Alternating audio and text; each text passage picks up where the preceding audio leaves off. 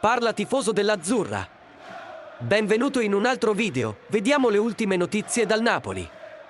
Ancora una volta siamo qui per portarvi le ultime notizie sul nostro caro club e questa volta abbiamo una dichiarazione emotiva niente meno che da Francesco Totti, ex giocatore della Roma, sulla prestazione del Napoli in questa stagione. In un'intervista a DAZN, Totti ha elogiato il Napoli e il lavoro dell'allenatore Luciano Spalletti, dicendo che quest'anno il club ha ucciso tutti. Ha anche commentato due giocatori in particolare, Leao e Kvaratskhelia, evidenziando le caratteristiche di ognuno di loro. E tu tifoso del Napoli, cosa ne pensi della prestazione del club in questa stagione?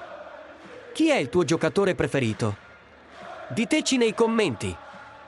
Per oggi è tutto, tifosi del Napoli.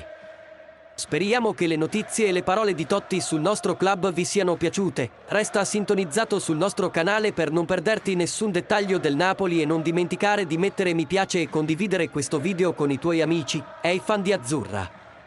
Sei d'accordo con Totti che quest'anno il Napoli ha ucciso tutti? Quale giocatore pensi sia stato fondamentale per la buona campagna del club? Forza Napoli sempre!